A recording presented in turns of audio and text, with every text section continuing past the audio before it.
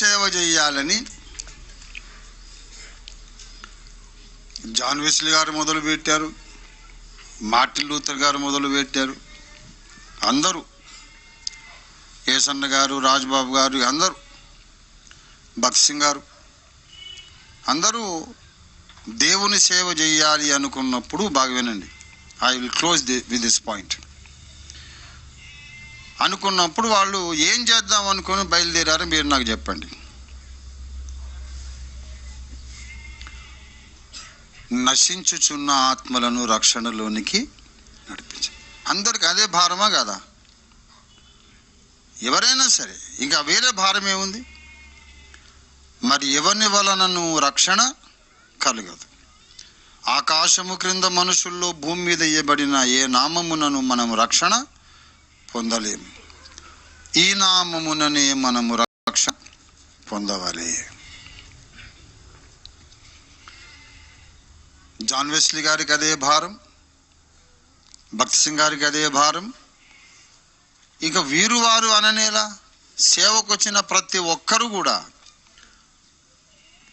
కాస్త అటు ఇటుగా ఒకటే సందేశం హృదయంలో నోట్లో పెట్టుకొని వచ్చారు. ఆ సందేశాన్ని క్రూడ్గా చెప్పాలంటే మనం చెప్పుకున్న 4:12 అపోస్తలుల కార్యాలు 4:12,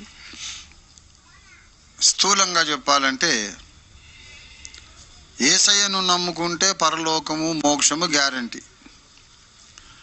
యేసయ్యను నమ్ముకోకపోతే చాలా మంచోళ్ళకైనా సరే నరకం గ్యారంటీ. ఇది సందేశం. This is the message. If you believe on the Lord Jesus Christ, salvation is guaranteed. If you don't want to believe on the Lord Jesus Christ, your eternal doom, eternal destruction, damnation is guaranteed, even though you think you are living a righteous life. నేను అబద్ధం ఆడను, వ్యభిచారం చేయను, దొంగతనం చేయను, ఇంకేం చేయను, చాలా మంచిగా నీతిగా బ్రతుకుతా అన్ను అనుకున్నా సరే, మంచిగా బతికినా సరే, ఒక్క పాపకార్యం కూడా నువ్వు చేయకపోయినా సరే,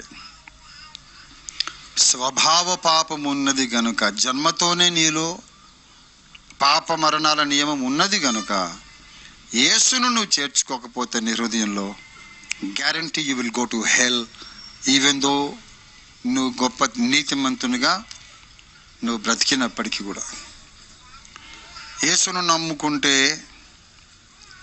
పరలోకం గ్యారంటీ, యేసును పక్కన పెడితే నరకం గ్యారంటీ. ఇది సువార్త.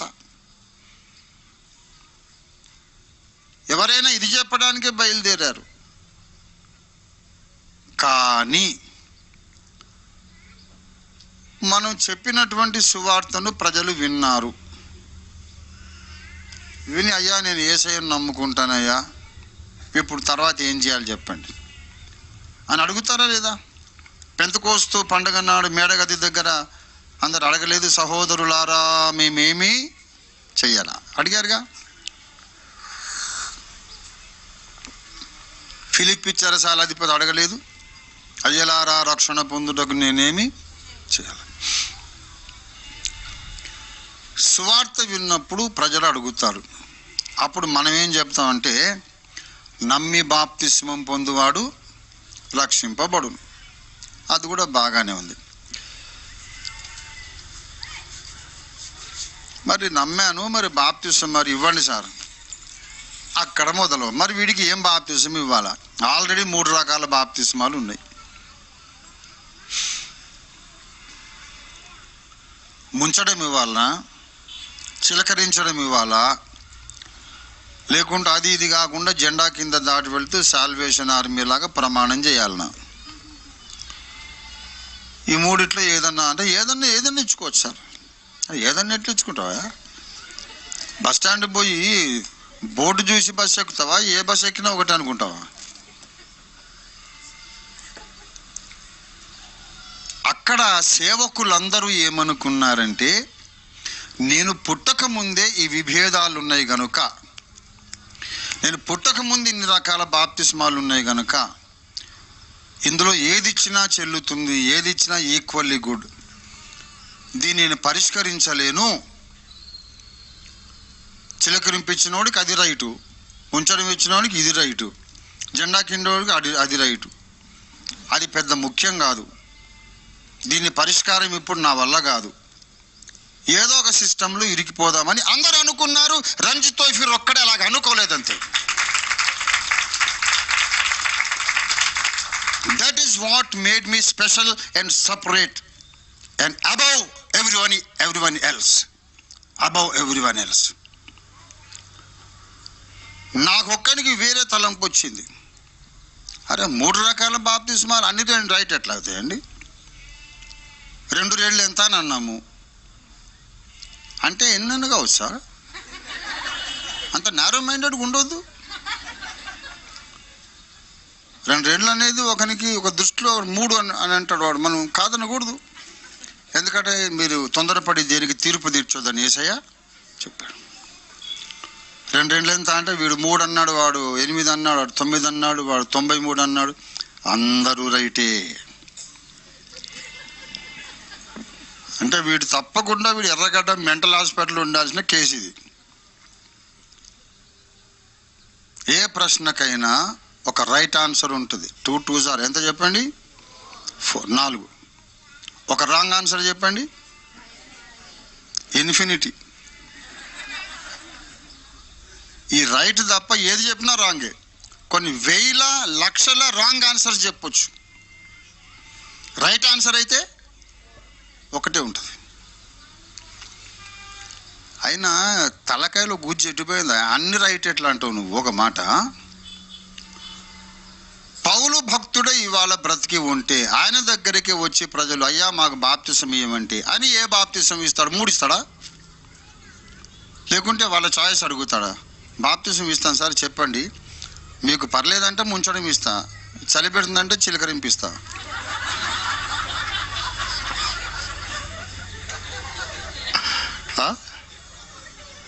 అంటాడా? మరి రొంప చేసింది సార్, ఆ చిలకరింపు అంటే కూడా కష్టమే. సరే జెండా కింద డ్రై బాప్టిజం, డ్రై ఫ్రూట్ లాగా. Dry fruit is good for health, but dry baptism is not good for salvation. నీటి మూలంగా ఆత్మ మూలంగా జన్మించాలి కదా. డ్రై ఫిష్ లాగా నువ్వు మనుషుల బట్టు జాలరి అవుతావు అన్నాడు, కానీ డ్రై ఫిష్ పట్టొద్దు మనం. ప్రభునందు ప్రియులారా, పౌలు భక్తుడే కనుక ఇవాళ బ్రతికి ఉంటే ఏదో ఒకటి ఇస్తాడు కదా, అదే మనం ఇవ్వాలి కదా. అదేంటో మనం కనుక్కోవాలి. అదే ఓఫీర్ నువ్వు అంత ఇంపాసిబుల్ టాస్క్ పెట్టుకున్నావు, అది సాధ్యం కాదు. ఎందుకంటే అన్ని సిద్ధాంతాలలో వాళ్ళకు అనుకూల వచనాలు ఉన్నాయి, చిలకరింపోళ్లకు సమర్థించే వచనాలు ఉన్నాయి, ముంచడం వాళ్ళకు సమర్థించే వచనాలు ఉన్నాయి. గనక నువ్వు అది ఇది పరిష్కారం చేస్తానని పూనుకోకని నాకు చెప్పారు పెద్దలు. నేను చెప్పాను 3-4 విభిన్నమైన వేరువేరు సిద్ధాంతాలకు అనుకూలంగా వీడికి అనుకూలం కొన్ని వచనాలు, వాడికి అనుకూలం కొన్ని వచనాలు రాసేంత ఫాల్తుగాడు నా దేవుడు కాదు అని నేను చెప్పాను. నా దేవుడు అటువంటి ఫాల్తుగాడు కాదు, అట్లాంటి ఫాల్తు దేవుని నేను నమ్మనని చెప్పిన. ఎస్, అదేంటండి అంత పెద్ద మాట అనేసావంటే బైబిల్ చెప్పిందిరా. బెవహూఫ్ 2వ కొరింథీ పత్రిక 1వ అధ్యాయం చూడండి దయచేసి. This is the revolution and this is the rock on which we are being built up. 2వ కొరింథీ పత్రిక 1వ అధ్యాయము 19వ వచనం. మా చేతనగా నా చేతను, సిల్వాను చేతను, తిమోతి చేతను, దేవుని కుమారుడగు యేసుక్రీస్తు అవునని చెప్పి కాదని వాడై ఉండలేదు. ఆయన అవునను వాడై ఉన్నాడు. అవునని చెప్పి కాదని చెప్పి 2-3 రకాలుగా మాట్లాడేవాడు మన దేవుడు కాదు. గనక చిలకరింపోళ్లకు అనుకూలంగా కొన్ని, ముంచడం వాళ్ళకు అనుకూలంగా కొన్ని ఉంటాయి అనేది తప్పు అభిప్రాయము. నా దేవుడు అట్లాంటి ఫాల్తు బైబిల్ను రాయలేదు. రోమాపత్రిక 4వ అధ్యాయములో 3వ వచనంలో లేఖనము ఏమి చెప్పుచున్నది అన్నాడు. అంటే లేఖనం ఏదో ఒకటే చెబుతుంది. ముంచడం బాప్తిస్మాన్ని లేఖనం సమర్థిస్తే చిలకరింపుకు సమర్థింపు ఉండనే ఉండదు.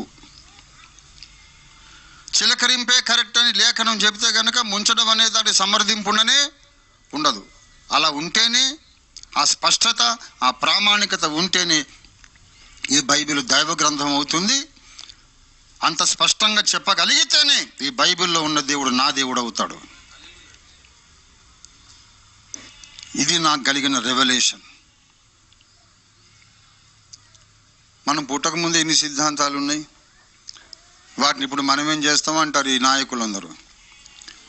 అరే పిచ్చిముఖం, మనం పుట్టక ముందు ఉన్నాయి రా, మనం పుట్టిన తర్వాత ఉండొద్దు అని నేను చెప్తున్నా. దేవునికి స్తోత్రం కలుగును గాక. మనం పుట్టేశాం కదా మరి. దేవుడు మన కళ్ళు తెరిపించాడు బైబిల్లో. భిన్నవాదములకు, విభిన్నమైన సిద్ధాంతాలకు అన్నిటికీ అనుకూలత బైబిల్లో ఉండదు. బైబిల్ ఏదో ఒకటే చెబుతుంది, మిగతావన్నీ రాంగ్. అట్లా ఎక్కడుందండి? నీళ్లలో అని ఉంది కదా, 2 ఉన్నాయి. ఫుట్ నోట్లు ఒకటి. అరే ఫుట్ నోట్లు టాప్ నోట్లు ఇది కాదు బాబు. దానికి ఎక్కడో ఒక చోట పరిష్కారం ఉన్నది. రెవల్యూషన్ అంటే ఏంటో చెప్తున్నాను నేను. ఎక్కడో చోట పరిష్కారం ఉంది. అంటే ఈ జాన్ వెస్లీ కనపడింది, భగత్ సింగ్ గారికి కనపడింది, నీకు కనపడదా? అవును, ఎందుకు కనపడదు? ఏమండి, ఎవరు సంపూర్ణులు కాదు కదా. వాళ్ళకెవరికి చూపించనిది దేవుడు నాకు ఎందుకు చూపించుండకూడదు? ఎవరికి రాని ప్రత్యక్షత నాకు వచ్చిందంటే అట్లాంటి వానికి నెత్తి మీద 2 కొమ్ములు ఉండాలా, లేకుంటే రెక్కలు ఉండాలా? వాడు మానవుడు కాదా? నాకైతే నమ్మకం, దేవుడు నాకు ఒక గుట్టు, ఒక కిటుకు బయలుపరిచాడు. నీళ్లతోనా అని ఎక్కడ రాసి ఉన్నదో అది మనకు అర్థం కావాలంటే పరిశుద్ధాత్మ దేవుని జోక్యం ఉండాలి. ఈ సంగతి మనకు చెప్పిన వాడు యెషయా ప్రవక్త 34వ అధ్యాయం 16వ వచనం. చూడండి దయచేసి. యెహోవా గ్రంథమును పరిశీలించి చదువుకొనుడి.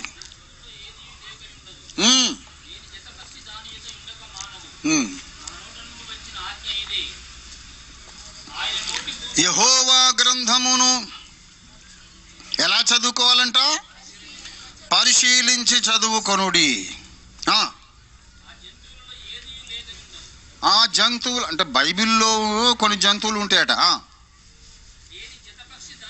జంతువులే కాదు, పక్షులు కూడా ఉంటాయట. బైబిల్ బాగా చదువుకుంటే, పరిశీలనగా చదువుకుంటే దేన్ని జతపక్షి దాని యొద్ద ఉండక, నా నోట నుండి వచ్చిన ఆజ్ఞ ఇదే, ఆయన నోటి ఊపిరి వాటిని పోగు చెయ్యును. దేవుని నోటి ఊపిరి అనగా అర్థం ఏంటి తెలుసా? యేసయ్య చనిపోయి తిరిగి లేచిన తర్వాత పునరుద్ధానుడైనాక శిష్యుల దగ్గరికి వచ్చి ఉఫ్ వారి గాలి ఊది పరిశుద్ధాత్మను పొందుడి అన్నాడు. దేవుని నోటి ఊపిరి అంటే పరిశుద్ధాత్మ అభిషేకం అని అర్థం. దేవుని గ్రంథములో ప్రతి వచనానికి ఇంకో వచనము జతపక్షి ఉంటుంది. జతపక్షి ఏదైతే జంటగా దేవుడు నిర్మించినాడో, జతలుగా దేవుడు సృష్టించినాడు, అందులో ఒకటి దొరికితే ప్రయోజనం లేదు, 2 ఉంటేనే ప్రయోజనం కలుగుతుంది. ఫర్ ఎగ్జాంపుల్, చెప్పుల ఫ్యాక్టరీలో కుడి కాలు కోటి ఎడమ కాలు కోటి 2 చెప్పులు తయారు చేస్తారా, లేకుంటే ఒక్కొక్కటి తయారు చేస్తారా? ఈ చెప్పుల జత ఎంత సార్ ఇదంటే 500 అంటే, అవునా 2 ఒకటి?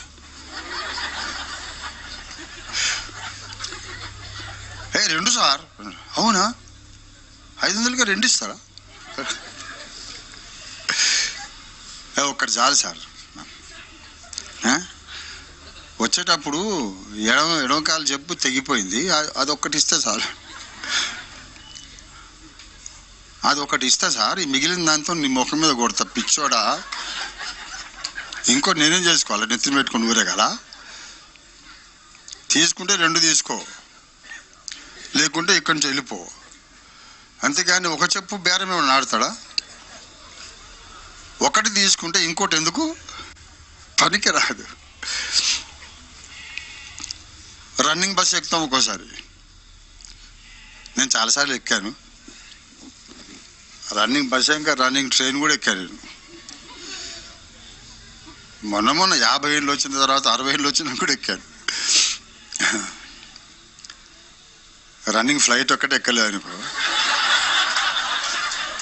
వీలు కాక వీలైతే అది కూడా ఎక్కుదాం మనం.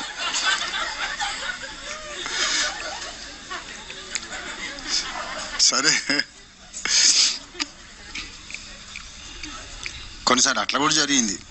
రన్నింగ్ ఫ్లైట్ ఏం కాదు కానీ నేను లేటు పోయి ప్రార్థన చేస్తే నా కొరకు అది ఆగిందనమాట. అట్లాంటి అద్భుతాలు కూడా దేవుడు చేశాడు.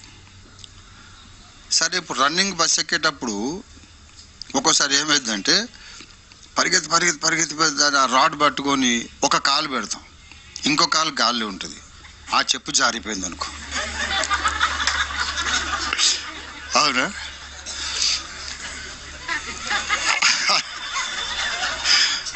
ఆ చెప్పు జారిపోయిన తర్వాత ఈ మిగిలిన చెప్పు కాలుకున్న చెప్పుని ఏం చేస్తావు నువ్వు? సార్ 1000 రూపాయలు పెట్టి కొనుక్కున్న సార్, ఒకటి పోతే ఇది 500 ఉంటుందా కనీసం?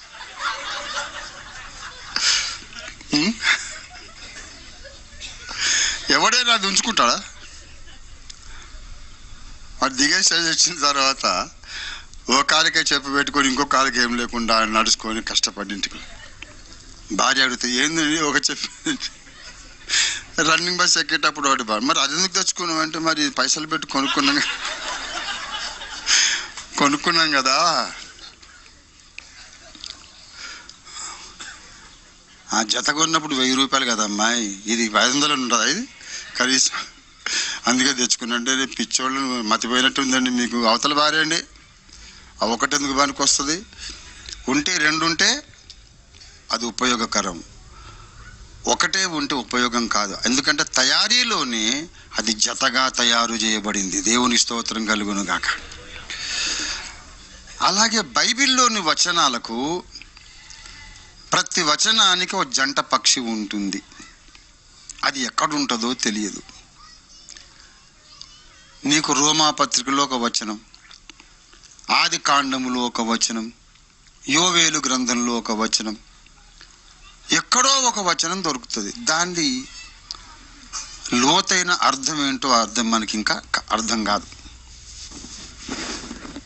దాంట్లో ఉండే రెవల్యూషన్ మనకు రావాలంటే దీని జతపక్షి ఎక్కడో ఉన్నది, దాన్ని పట్టుకోవాలంటే అది మానవ జ్ఞానంతో చేసే పని కాదు. యెహోవా నోటి ఊపిరి రావాలి. ఎందుకంటే యెహోవా నోటి ఊపిరి చేతనే బైబిల్లోని వచనాలు రాయబడ్డవి గనక ఏ వచనానికి జంట పక్షి ఎక్కడుందో కూడా సమకూర్చే పని యెహోవా నోటి ఊపిరి చేయాలి. పరిశుద్ధాత్మ అభిషేకము ద్వారా ప్రవక్తలు బైబిల్ రాశారు గనక ఆత్మాభిషేకము ద్వారానే ఏ వచనానికి ఎక్కడ జంట వచనం ఉందో ఆత్మదేవుడే బయలుపరచాలి. అలా ఎప్పుడైతే బయలుపరిచి జంట పక్షి దొరుకుతుందో అప్పుడు 2-3 బోధలు ఉండవు. బైబిల్ అంతా ఒకటే బోధ కనబడుతుంది. ఏ రకమైన బాప్తిస్మం కరెక్టో తేలిపోతుంది. జంట పక్షి దొరకాల. నాకు దొరికింది, అది నాకు దొరికింది. దేవుణ్ణి అడిగాను, మరి ఏంటి ప్రభా, నీళ్ళతో అంటాడు ఒకడు, లో అంటాడు ఒకడు, ఏది కాకుండా డ్రై ఫిష్ లాగా ఒకటేమో జెండా కింద అంటాడు. క్యా తో భీ హై, मुझे बताओ इसका हकीकत क्या है, सच्चाई क्या है. నేను పోగు చేస్తాను జత పక్షి, జంట పక్షి. నువ్వు అక్కడ ఇక్కడ కాదు, రోమా 6వ అధ్యాయంలోనికి వెళ్ళు అన్నాడు. అక్కడ చెప్పాడు. రోమా 6వ అధ్యాయంలో బాప్తిస్మం యొక్క గుట్టు తేల్చేశాడు ఆయన. రోమా 6వ అధ్యాయము 5వ వచనం, మరియు ఆయన మరణము యొక్క సాదృశ్యమందు ఆయనతో ఐక్యము గలవారమైన ఎడల ఆయన పునరుద్ధానము యొక్క సాదృశ్యమందును ఆయనతో ఐక్యము గలవారమైందు. యేసయ్య నన్ను అడిగాడండి, నా ముందుకు వచ్చి నిలబడి, సాదృశ్యం అంటే అర్థం ఏంటో తెలుసా బాబు అని అడిగాడు. కొద్ది గొప్ప తెలుగు చదువుకున్నా కదా యేసయ్య, మా నాయన వద్దంటున్నా సరే తెలుగే చదివాను. సా ప్లస్ దృశ్యము అంటే అటువంటి దృశ్యము, సాదృశ్యం అంటే దానిని పోలిన దృశ్యము. Very good. మరి మరణము యొక్క సాదృశ్యము, పునరుత్థానము యొక్క సాదృశ్యం, ఈ రెండు బాప్తిస్మములో ఉండాలి. అంటే ఒక మనిషి చచ్చిపోయినట్టు సమాధిలో పెట్టబడ్డట్టు ఒక పోలిక కనపడాలి. సమాధి లోపల ఉన్నవాడు మళ్ళా బయటకు వచ్చినట్టు పోలిక కనపడాలా. యేసు చనిపోయి పాతి పెట్టబడ్డ ఒక పోలిక, సమాధి లోపల నుంచి కనబడకుండా ఉన్నవాడు మళ్ళీ బయటకు వచ్చి కనబడినట్టు ఒక పోలిక. ఈ రెండు కలిసి దేంట్లో ఉంటే అదే రైట్ బాప్టిజం బాబు. చిలకరింపులో అట్లాంటి పోలిక ఉందా అని అడిగాడు యేసయ్య. చిలకరిస్తుంటే ఒక మనిషి చనిపోయినట్టు ఉండదు, పాతి పెట్టబడినట్టు ఉండదు, బయటకు వచ్చినట్టు ఉండదు. మరి ఏ బాప్తిస్మంలో రెండు పోలికలు ఉంటాయి? చచ్చుట, పాతి పెట్టబడుట, మళ్ళా పైకి లేచుట. ముంచడంబులో మాత్రమే. అదే వాక్య సారాంశము. నువ్వు ఇదే బాప్తిస్మం నువ్వు పాటించాలి, నేర్పించాలి. అంత స్పష్టంగా జతపక్షుల ఆధారంగా ప్రతి వివాదాస్పదమైన విషయంలో అసలు సత్యం ఏంటో ఎలా బయటికి తీయాలో యెహోవా నోటి ఊపిరి చేత నాకు ప్రత్యక్షత కలిగింది గనుక నేను ఎవరిలోనూ ఇమడలేకపోయాను. ఇవాళ అందరి కాళ్ళు కడగగలిగే దాసిని కాగలిగాను. That is what made Ophir ministries necessary and possible and unique. సమझ गए बात? ఒక టైం